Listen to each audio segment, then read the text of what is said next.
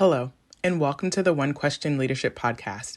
My name is Juliana Smith, and I serve as the Deputy Athletics Director and Senior Women Administrator at Colgate University. I'm a proud graduate of the NCAA Dr. Charles Whitcomb Leadership Institute. The Leadership Institute helped me refine my gifts and develop new skills for navigating my career as a college athletics professional. I gained clarity about how I want to continue serving within college athletics, and the Leadership Institute helped me build a community of colleagues who support and challenge me through meaningful relationships. As leaders, we should accept the responsibility to continue learning, to continue growing, and to bring others along with us.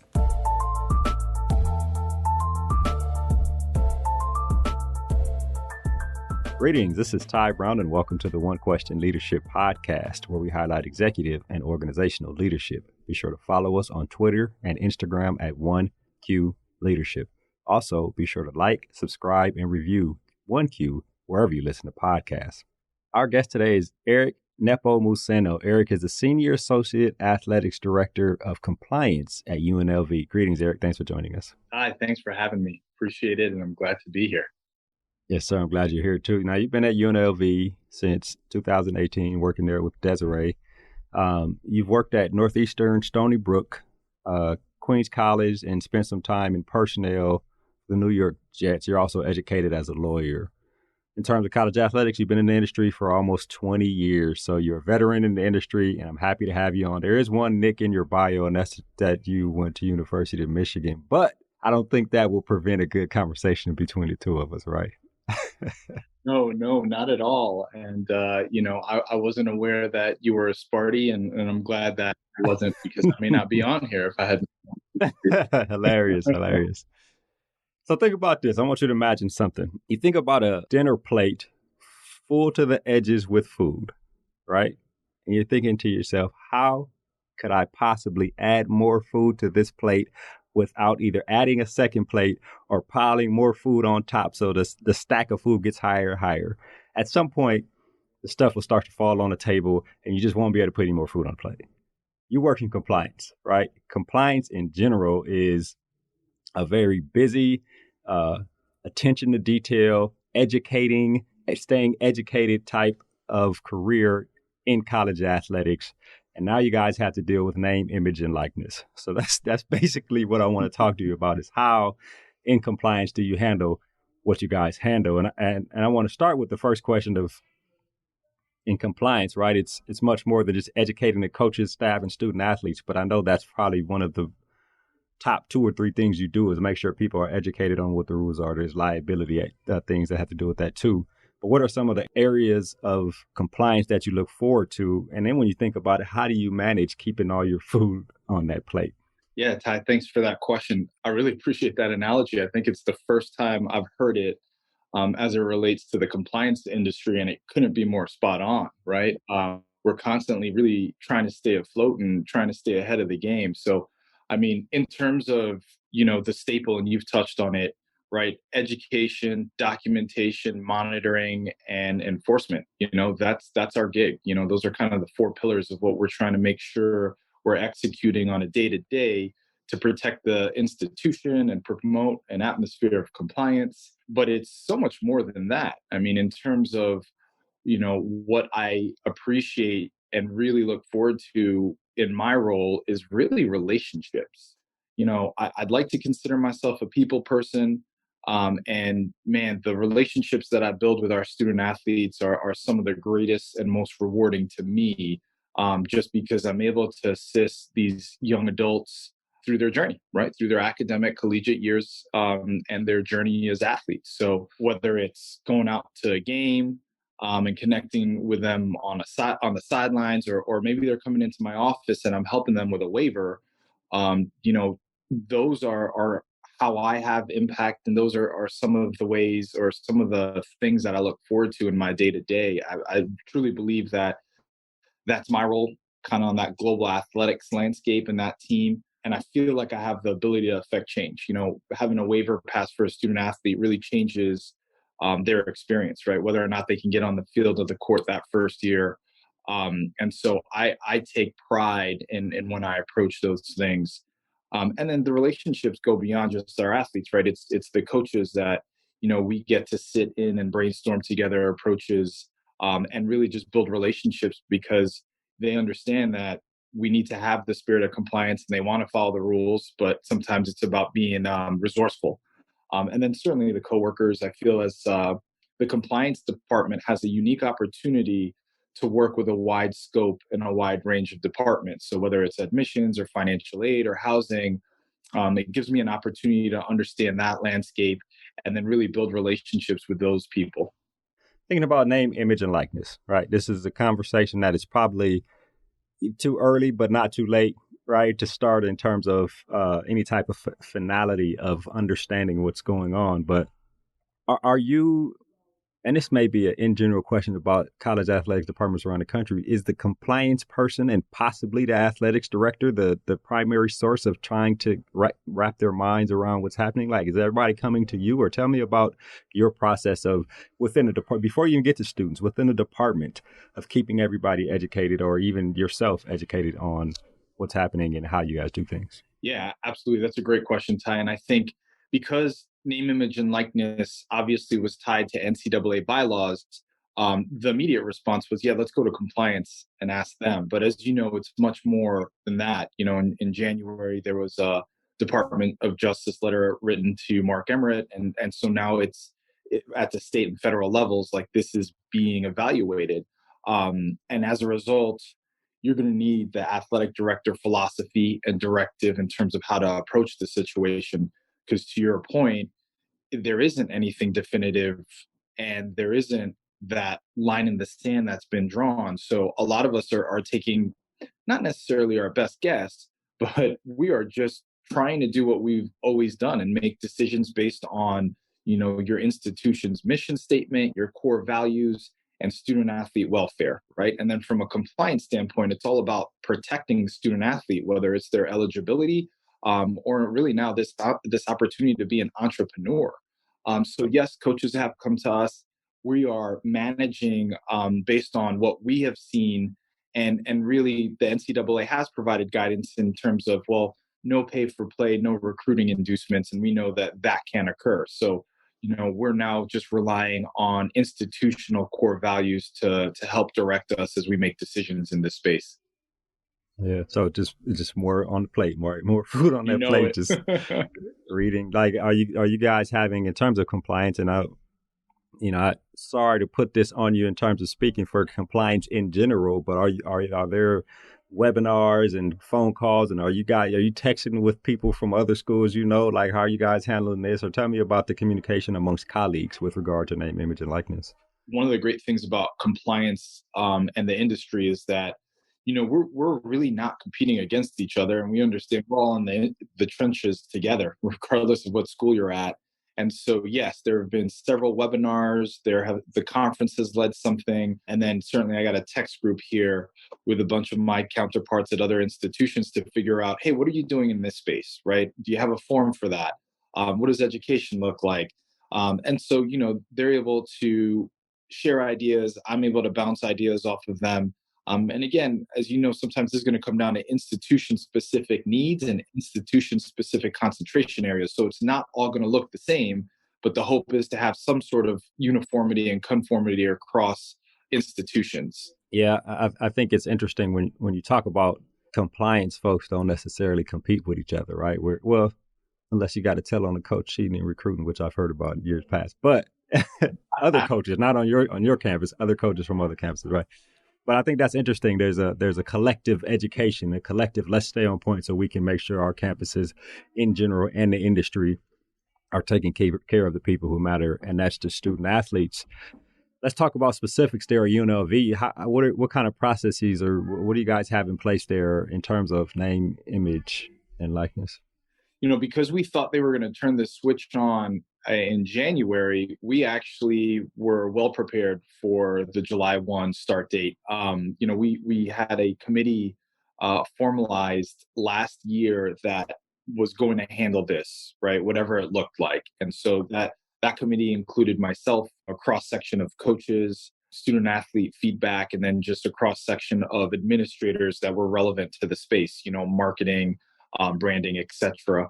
we wanted to think about what we would allow for our students to do, but the reality is based on state legislation, there actually isn't a lot that we can prevent, right? So that was a really interesting dynamic to really work through. And so what we've done is we've created a three-prong education platform called the Vegas Effect.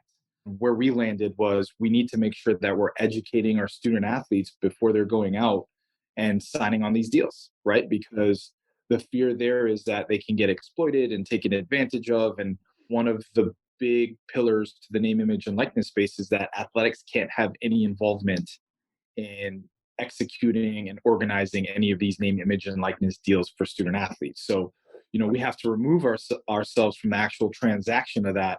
But what we can do is educate on the front end. So we've started to do that, whether it's brand management, financial literacy, tax, contracts. So, what we're trying to do is provide our student athletes with information and equip them with the tools to be successful in this particular landscape. Without naming any fellow or colleagues at any schools, what is the difference between what they're maybe dealing with in another state and what you're dealing with there in Nevada? Yeah, I really think it relies on what state specific rules are. Some of them, for example, Nevada focuses a lot on education, which is great because now we are almost obligated to make sure we're providing this information to our student athletes. Not all states have that as a requirement. Right now, the rule allows for our student athletes to retain representation in the marketing space.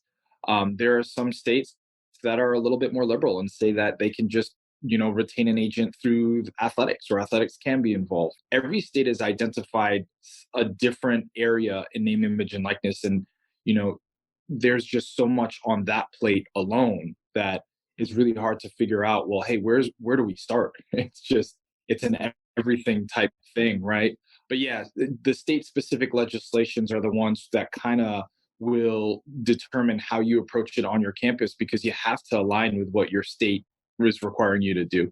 Yeah, which is interesting. A few years back, Desiree was on the forefront of educating people about the betting thing that was happening across the country in terms of states, and Las Vegas being Las Vegas, right? I wonder about that aspect of it in terms of, obviously, betting and NCAA are not two words that within the industry need to be said in the same sentence unless you're saying don't do it. But I wonder just about that aspect, as educated as you guys are being in Las Vegas about gambling, right? Are there any potential road bumps you see in the industry or specifically there in Las Vegas or Nevada when you talk about name, image, and likeness? Yeah, of course. I mean, I think that's what we're still trying to promote, that because there are other rules that haven't changed, like the sports wagering bylaw has not changed, and it's still impermissible for athletes to wager on games that have championships sponsored by the NCAA. We would not advocate for our athletes to be partnered with sports books, for example.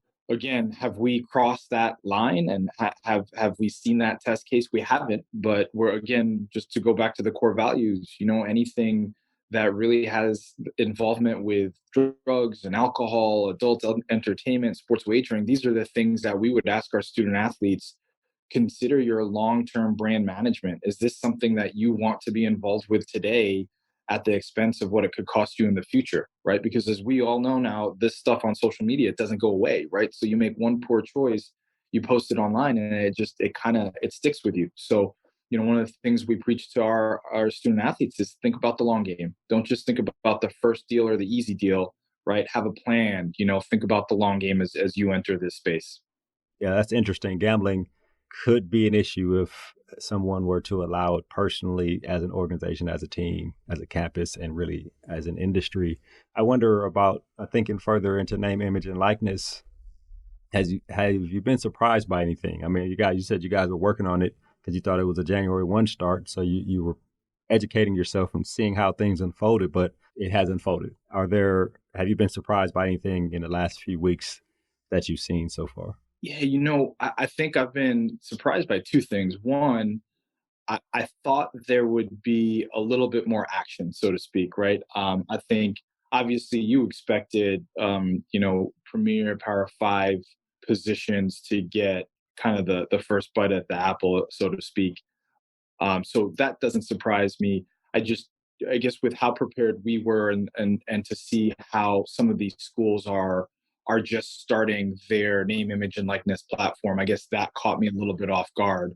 So the volume of it, I guess it was almost anticlimactic, right? We were waiting for this for almost a year now, and just thought, Somebody get that $3 million yeah, deal right. I right just off the thought bat. that it was, oh, it's all going to happen now, and then but it makes sense, right? Because like any other business deal, there's a great deal of knowledge that individuals are trying to acquire before executing, and then there's also a feeling out process, and no one's jumping into it. So I guess that even though I'm surprised by that, it's a pleasant surprise, because hopefully what that means is our student athletes are being careful, and they're looking to make good decisions. I think the second thing that I've seen is some of the deals, again from a compliance standpoint, and I haven't been privy to the contracts, but I look at those deals and I'm like, hmm, how is this not a recruiting inducement? And again, it's because you started with this. There's not a lot of definition that's been applied to this application. So I think we're all just waiting for that, in terms of,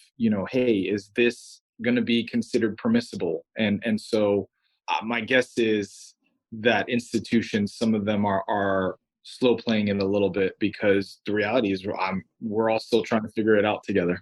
Hands in the air, just listening and reading and learning and trying to figure it out. And like most things, you see what happens, and that ends up being a bad thing. Okay, we need to we need to policy that out real quick, legislate that out. You're thinking about that plate of food again, right? I guess an organized way of adding food, or of organizing your plate of food. I'm kind of guy that lets everything mix together and eats it. Some people are very organized, don't want things to touch, but one thing is to find the most effective way out of the analogy, right? I don't want to find the most effective way to organize your food on your plate, but find the most effective way to communicate what's important in terms of compliance. And I wonder about you and your experience in the industry, communicating with the athletics director. I know you communicate with general counsel on a broader campus, communicating with student athletes, with coaches, with other staff and your colleagues. What ways have you found to be effective in terms of educating about issues, about things they can and can't do, et cetera, in terms of compliance? Sure. Again, I really appreciate that plate of food analogy. Similar to you, I'm organized, where I don't want my food to touch. I want to make sure I know, maybe order of how to eat, and all of that stuff. So I say that because I carry that into the practice, right? Like, we are cyclical, and work off a calendar in nature. So what we're doing this August, to an extent, we did last August and the August before then, and we're going to do the same thing next August. And so I just make sure that we're intentional with our education platform like that. We know what months to target, what type of rules education. Super Bowl football, for football, February, we're always reinforcing, don't bet on it, right? Because there's a high propensity that our athletes may be asked to join something, something as innocuous as Super Bowl squares, but they don't understand that's still gambling on that sport, right? So we make sure that we're organized, and we have a strategy with how we're going to educate. Is it virtual? Is it in person? Is it a letter? Who we're going to educate? Is it donors, family, friends, student athletes? And then when we're going to educate, right? And we will typically set that out into motion, really right now. This is the time of the year that we're planning forward, and we're talking about where are the high concentration areas for this particular year. What do we need to make sure that individuals are aware of? And so, as you can only imagine, this year it's name, image, and likeness. We want to make sure that our donors and friends of the program are aware that, yes, you can enter into these contracts with our student athletes, but here are the parameters. We can't be involved. And then one of the things we haven't touched on, which is one of the main ways to protect everyone involved, is disclosure. And the athletes are required to disclose to the institution these activities that now they'll be engaging in. Yeah, this disclosure is interesting. I mean, is there hard language, or is that one of those areas where we're trying to figure it out? If a student athlete does not disclose and shows up on Instagram with a company that you guys did not know about, I mean, if the company isn't a competing or company that you guys, if it like that just seems like one of those gray areas that's left up to compliance to, hey, at some point we probably either need to legislate this or make sure there's some hard language. Tell me about the thought process on that disclosure thing. Well, I mean, you're spot on in terms of kind of how you're evaluating, Ty. The disclosure is actually in our state language, so we have teeth there, right, where we can point to, hey, our state statute requires for you to disclose to the institution. I think what hasn't been as developed is really the sanctions portion of it, right, and figuring out what makes sense and kind of quote unquote what penalty will fit the crime, so to speak, right. And it's going to range from, did they use our logo impermissibly? Did they not disclose? And there's some sort of institutional component to it, like maybe they had to pay for facility usage, right? And again, I don't know, but it's going to be a layered thing where not until we see a couple of these can we really hone into, well, what makes sense in this space. And I think what everyone's using right now is just kind of stock. It could impact, may impact, will impact your eligibility, which it rightfully could, right? Where, from a student or an institutional policy standpoint, we certainly have the rights to have reasonable sanctions and penalties in different spaces. Right, which you never really want to use. You just hope everybody's educated enough to be proactive and not do the things that you ask them not to do. Exactly. The last thing here before we wrap is the school name or logo. Logo specifically, I operated a company where I was hired by Baylor Athletics to activate sponsorships, right? Now, we probably couldn't put our logo with Baylor University Athletics logo without possibly getting in some type of merchandising agreement or having express permission to be able to use that logo.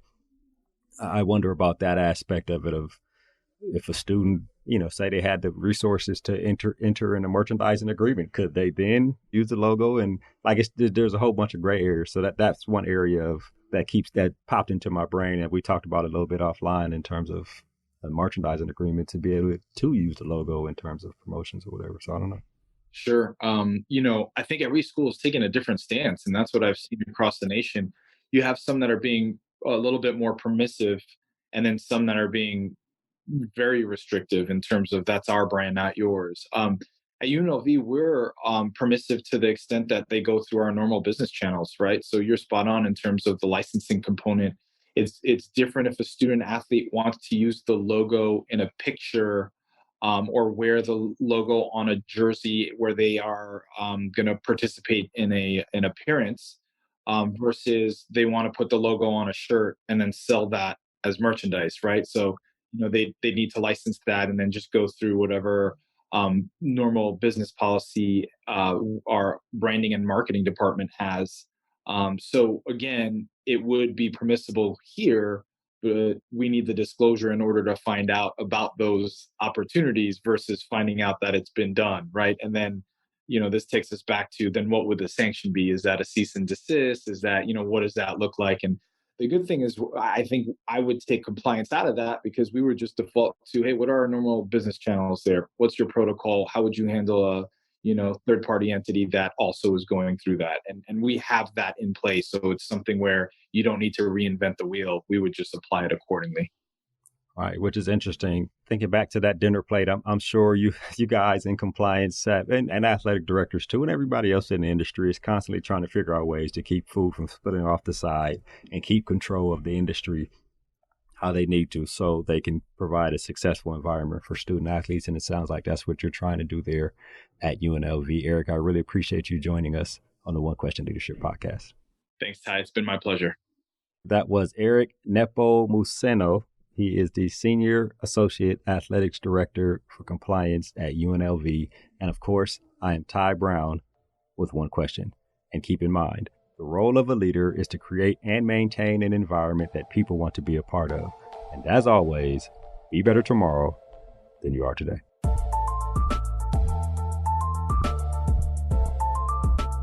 This episode of the One Question Leadership Podcast is produced by Spades Media Group, solving problems using creative leadership.